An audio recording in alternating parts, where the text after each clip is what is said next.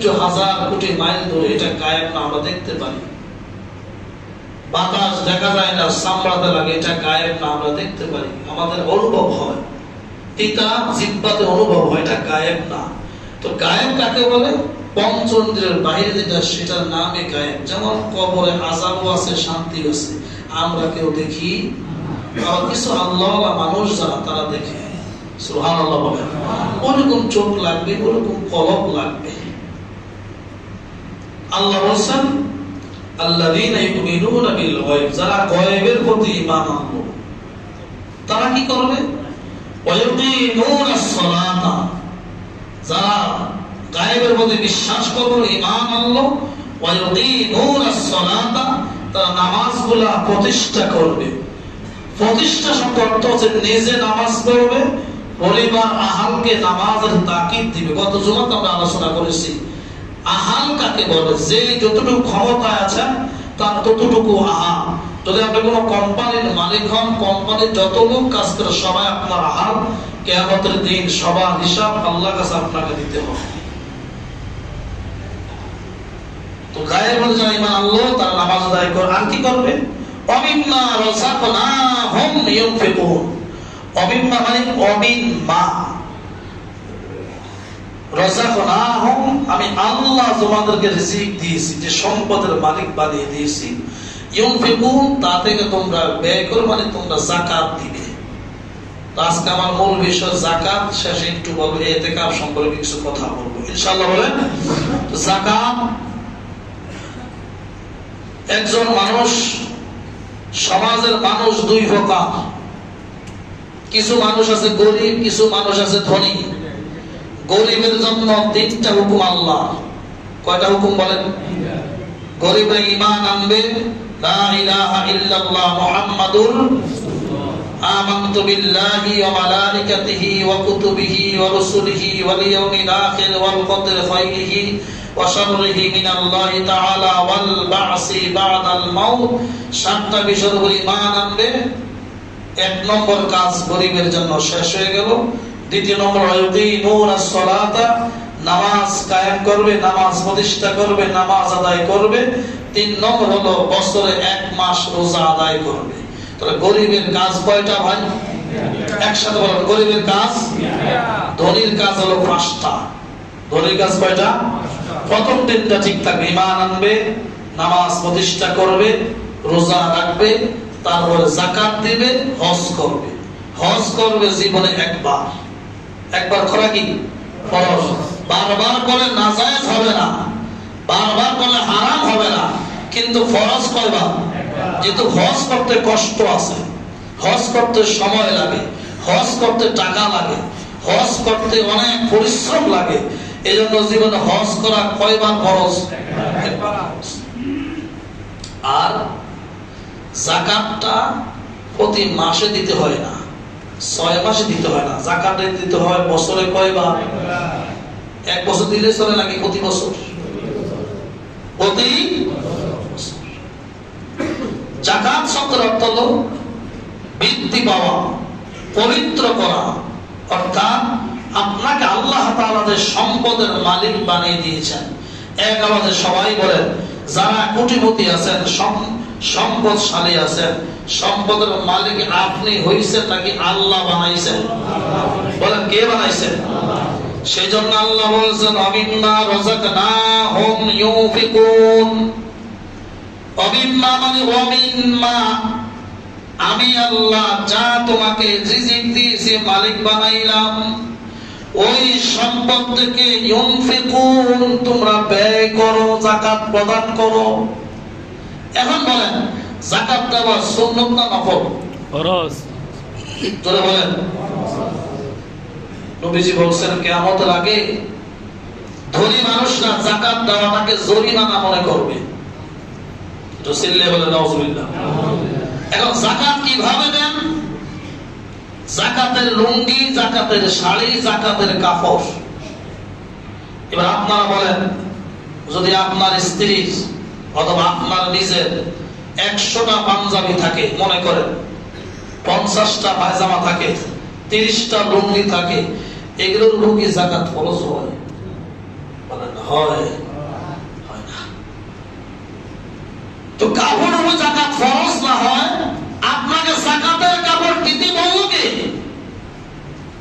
এই দেশে অসাধু কিছু ব্যবসায়ীরাও আছে, দোকানে এসে লেখা থাকে এখানে যাকাতের কাপড় পাওয়া যায়। কেন ভাই? একজন গরিব মানুষরে কাপড় দিলে তার লাভ বেশি না টাকা দিলে লাভ বেশি? বলেন একসাথে বলেন। একজন গরিব মানুষ, তার বাচ্চা অসুস্থ, তার মা অসুস্থ, একটা বাচ্চা তার মাদ্রাসায় পড়ে, হ্যাঁ, অসহায় মহিলা, বাচ্চা নেই, বিপদের মধ্যে, খাবারের ব্যবস্থা নাই, এখন তার কাপড় দিলে ভালো না আপনার টাকা দিলে ভালো? সব সমস্যার সমাধান দিবে টাকা দিলে। টাকা দিলে কাপড় কিনা সম্ভব, টাকা দিলে খাবার কিনা সম্ভব, টাকা দিলে আপনার চিকিৎসা করা সম্ভব, টাকা দিলে বাচ্চাকে পড়ানো সম্ভব, কোরআন শরীফ কিনা সম্ভব, কিতাব কিনা সম্ভব। তো টাকা দিলে যদি সব সমস্যার সমাধান হয়, আল্লাহ তো টাকার উপর যাকাত ফরজ করেছেন, আপনার স্বর্ণের উপর যাকাত ফরজ করেছেন। আপনার বাড়ির যাকাত নাই, আপনার গাড়ির যাকাত নাই, আপনার বিল্ডিং এর যাকাত নাই, রাস্তার যাকাত নাই, সম্পদের যাকাত নাই। তবে এগুলা যদি ইনকাম, এগুলা যে ইনকাম আছে, যেমন আপনারা যারা বাড়িওয়ালা আছেন, বাড়ি ভাড়া দেন, আপনারা প্রতি মাসে যদি 50,000 টাকা বাড়ি ভাড়া পান, বছরে কয় লাখ? বলেন না, আমি টাকা নিব নাকি? কন না, বছরে কয় লাখ? 6 লাখ। খরচ মৎস্য দিয়া আপনার বছরে 7.5 ভরি স্বর্ণ অথবা 52 তোলা রূপার পরিমাণ টাকা গচ্ছিত থাকে। আপনার ঋণ পরিশোধ করার পর, পরিবারকে চালানোর পর 52.5 তোলা রূপার দাম কত হিসাব করে আপনারা নেবেন। ওই রকম টাকা যদি থাকে, শতকরা 2.5%, 100 টাকায় 2.5 টাকা, 100 টাকায় 2.5 টাকা, 1 লাখে 2.5 1 লাখে 2.5 1 কোটি 2.5 লাখ, 2 কোটি 5 লাখ। যদি 20 কোটি টাকার মালিক হন, যা আসে তা, এটা আপনার উপরে ফরজ, আল্লাহর পক্ষ থেকে করেছেন। বলেন হুকুমটা করছেন কি? আল্লাহর হাবিবের সাহাবী হযরত আবু বকর সিদ্দিক রাদিয়াল্লাহু তাআলা ইসলামের প্রথম খলিফা হলেন। আবু বকর বলেন, উকাতিলান নাস, আমি মানুষের বিরুদ্ধে যুদ্ধ করব। যদি কোন মানুষ রাসূলুল্লাহর সময় একটা বকরির যাকাত দিয়ে থাকে, এখন যদি যাকাত দিতে অস্বীকার করে, আর উকাতিলান নাস, আমি মানুষের বিরুদ্ধে যুদ্ধ করব, কতল করব। হযরত ওমর রাদিয়াল্লাহু তাআলা বলে, হুজুর, ইমানদারের বিরুদ্ধে আপনি যুদ্ধ কেন করবেন? আবু বকর বলে, ভাই আপনি কি বুঝেন না, আল্লাহ হাবিবের সময় যারা যাকাত দিয়েছে, কোন যাকাত দিতে অস্বীকার করে, যদি কেউ যাকাত দিতে অস্বীকার করে ঈমান নষ্ট হয়ে যায়। ঈমান যখন নষ্ট হয়ে যায়, তার বিরুদ্ধে যুদ্ধ করা ফরজ। যুদ্ধ করা, এজন্য সরকার উচিত যারা কোটিপতি যাকাত দেয় না, তাদের বিরুদ্ধে যুদ্ধ করা দরকার। কথা ঠিক কিনা বলেন? সরকার যুদ্ধ কিভাবে? সরকার তো খবরই নেই। এদেশে ইসলামী সরকার হবে না, যাকাতের খাতও হবে না, যাকাত এদেশে একসাথে করা সম্ভব হবে না। ইসলামী সরকার যদি না থাকে, আমরা তো ব্যক্তিগতভাবে ইসলাম মানি, ঠিক কিনা বলেন? তো আমরা যারা 5 ওয়াক্ত নামাজটাকে ফরজ মনে করে পড়ি, বলেন 5 ওয়াক্ত নামাজ পড়া কি একসাথে কি? রোজা রাখা কি? তো যারা নামাজকে ফরজ মনে করলাম, রোজাকে ফরজ মনে করলাম, ওই কোটিপতিরাও দরকার ছিল যাকাতটাকে ফরজ মনে করা। আমার নির্দেশ কেউ দেওয়া দরকার নাই, সরকার থাকা দরকার নাই, যে সে থাকুক। আল্লাহ যেহেতু নির্দেশ আমাকে দিয়েছে, আল্লাহ যেহেতু হুকুম করেছেন, আমি আল্লাহর হুকুম পালন করব। সুবহানাল্লাহ বলেন। এখন যাকাত নিয়ে অনেক কথা, সেদিকে যাওয়ার সময় তো কম। রাসূলুল্লাহ সাল্লাল্লাহু আলাইহি ওয়াসাল্লাম ইরশাদ করেছেন, বুখারী শরীফের হাদিস, নবীজি বলছেন, যদি কেউ সম্পদের যাকাত না দেয়, কথা শুনতেছেন আমার? যদি কেউ সম্পদের যাকাত না দেয়, তার যতগুলা সম্পদ আছে, যত স্বর্ণ আছে, যত টাকা আছে, সবগুলাকে একত্র করে আল্লাহ পাক বিশাল একটা বিষাক্ত সাপ তৈরি করবে। বিষাক্ত কি তৈরি করবে? ওই সাপটা তাকে কিয়ামতের দিন জাহান্নামের মধ্যে সবল দিবার বলে আনা মালুকা। কি বলবে? একসাথে বলেন, আনা মালুকা। বলেন, আনা মালুকা। আমি তোমার সম্পদ। যেই সম্পদ গচ্ছিত হয়ে গেছো, গরিবের হক আদায় করো নাই, আজকে আমি তোমার সম্পদ তোমাকে সবল দিচ্ছি।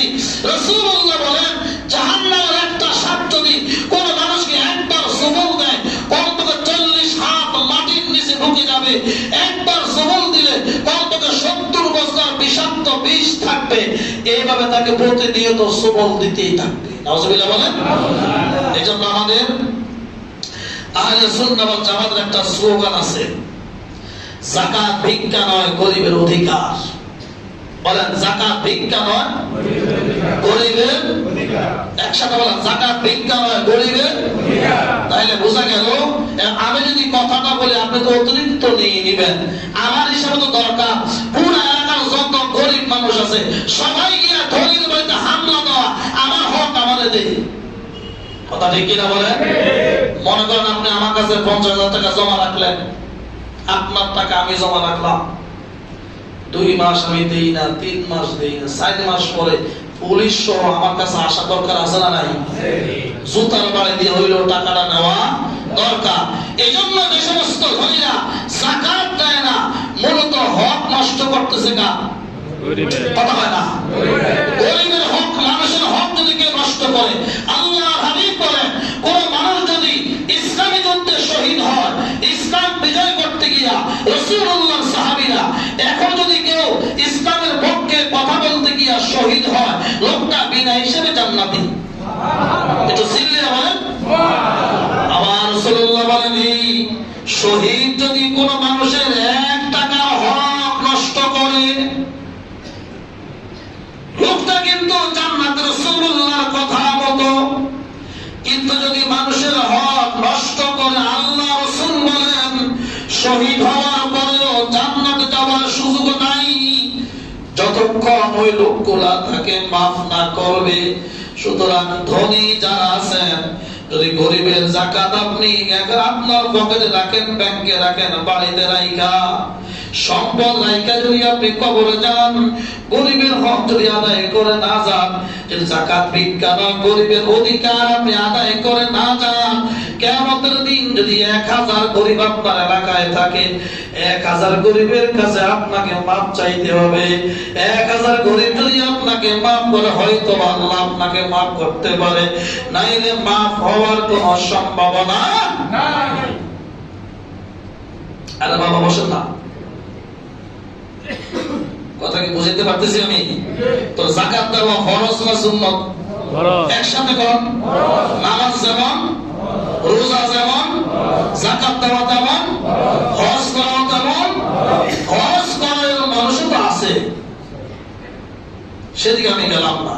সুতরাং যাদের উপর আল্লাহ পাক যাকাত ফরজ করেছেন, অবশ্যই যাকাতগুলো আদায় করবেন ইনশাআল্লাহ। বলেন, এখন যাকাতটা কিভাবে আদায় করবেন? আমি গত বছর বলছিলাম, ইসলাহের জন্য আমি কোন এক মসজিদ ইমামতি করতাম, নাম নিলাম না, বিপদ হয়ে যাবে। আমার মসজিদ কমিটির বিশেষ একজন ব্যক্তি যাকাত দেবে, ফেসবুকে স্ট্যাটাস দিয়া মানুষ আনছে কয়েক হাজার, সিরিয়ালে দাঁড়াচ্ছে, সবাই দিতেছে, সবাই 30 টাকা করে। কত? এক মহিলা কয়, স্যার একটা কথা কইতাম। কম টাকার সাথে কথা বলা জানা তো, কি করি কম। স্যার আমি যে আসছে আপনার বাসায়, রিক্সা ভাড়া 20 টাকা গেছে, যাইতে আবার 20 টাকা, আপনি দিবেন কত? আর 10 টাকা দিব। সেজন্য আমি আমার মসজিদের সর্বোচ্চ শক্তি দিয়ে বলছিলাম, সর্বোচ্চ শক্তি দিয়ে বলছিলাম, 10 টাকা, 20 টাকা, 50 টাকা শাড়ি কাপড় লুঙ্গি দিয়ে যাকাত দিলে ওয়াল্লাহি আল্লাহর কসম যাকাত আদায় হবে না। আমি একটা সিস্টেম বলছিলাম, যদি আপনার এলাকাতে 20 লাখ টাকা যাকাত আছে, সব ধনীদের মিলাইয়া 20 লাখ টাকা 2026 সালে 20 জনকে দেন, 2027 সালে আমার 20 জনকে দেন, 28 সালে 20 জনকে দেন, 29 সালে 20 জনকে দেন, এইভাবে যাকাত দিয়ে দেন। যাকাতে 2026 সালে 1 লাখ টাকা যাকাত দিলেন, যাকাত দিয়ে বললেন একটা ব্যবসা ধর, একটা অটো রিকশা কি, একটা চায়ের দোকান দে, কিছু কাপড় কিনা ফেরি করে বিক্রি কর। বলেন যে লোকটাকে 1 লাখ টাকা দেওয়া দিয়ে 1 লাখ টাকা যাকাত দেওয়া পাওয়ার পরে ব্যবসা শুরু করলো, 2026 সালে 1 লাখ পাইলে 27 সালে কি আপনার কাছে আসবে? কিন্তু সিটা কিছু কোটিপতি আছে, আমার কথা ওয়াকুল হকিন হুয়া মুররান, হক কথা বলি যদি সে দিতে হয়। কিন্তু কিছু সিটা কোটিপতি আছে, তাদের উদ্দেশ্য সারা জীবন সময় গেলে সার আমালে দেন, মানে আজীবন আমি এর কাছে হাত পাতি হে আমালে দিব। তোর মতো কোটিপতি কোনো জুতার বাড়ি। আল্লাহ রাসূল বলেন যাকাত একজনকে মালিক বানায়া দাও। 2026 সালে 20 জনকে 20 লাখ টাকা দাও, 20 জন আগামী বছর তোমার কাছে আসবে না। 27 সালে 20 জনকে দাও, 28 সালে আসবে না। 28 সালে 20 জনকে দাও, 29 সালে আসবে না। এইভাবে দিতে থাকো, তোমার গ্রাম শেষ হয়ে যাবে, আশেপাশের গ্রাম শেষ হয়ে যাবে। এক সময় দেখবেন গ্রামটা সোনার গ্রামে পরিণত হবে। না দেওয়ার কারণে তো আপনার অটো রিকশার ব্যাটারি চুরি হয়, মসজিদ থেকে সকল চুরি হয়। না দেওয়ার কারণে মসজিদের কাজ শেষে কিছু রড চুরি হয়। না দেওয়ার কারণে মসজিদ থেকে মাইক চুরি হয়। হবেই তো, আপনার আর্থিক দণ্ডকে যখন মানুষ পড়ে, এটা রাসূলুল্লাহ বলেছেন কাদাল ফাকরু আইয়াকুনা কুফরান, যখন মানুষ বেশি ফকিরি হয়ে যায়, বেশি গরিব হয়ে যায়, তখন মানুষ কুফরের দিকে নজর দেয়। নাউজুবিল্লাহ বলেন। সেজন্য আমি আমার প্রথম জুমাতে বলছিলাম, রোজার আগের প্রথম জুমাতে বলছিলাম দোকানপাটগুলা বন্ধ করেন। যে লোকটা বলবে যে ভাই আমার অভাবের দোকান চালাই, ওরে যাকাতের খাত থেকে 20-50 হাজার টাকা দিয়ে দেন, আপনি দিতেন না, আল্লাহর আদালতে জবাব দিতে হবে। নেতামি করা সহজ, নেতৃত্ব দেওয়া বড় কঠিন। ইমাম সাহেব তার জবান দিয়ে মুখোমুখি মসজিদের মধ্যে বলেছে দোকানপাট বন্ধ করেন, মিছিল করেছি, মসজিদে বলেছি, বাসরুমে বলেছি, আত্মবিশ্বাস ছিল জুতা দিয়ে পিটাইয়া দোকান বন্ধ করা, করতে পারেন নাই, ব্যর্থ হয়েছেন। কিয়ামতের দিন আল্লাহর আদালতে আপনিও দাঁড়াবেন, আমিও দাঁড়াবো, দেখা গেছে আল্লাহর সামনে আপনি কি জবাব দেন। এটাই বাস্তব কথা। আল্লাহ কথাগুলো বোঝার তৌফিক দান করেন। আমরা চাই সমাজ থেকে অভাব অনটন দূর হয়ে যাক, সমাজের সব মানুষগুলো স্বাচ্ছন্দ্য বোধে একটু চলাফেরা করুক, ইনশাআল্লাহ বলেন। এটা হচ্ছে যাকাতের শিক্ষা। আল্লাহ কথাগুলো বোঝার তৌফিক দান করেন।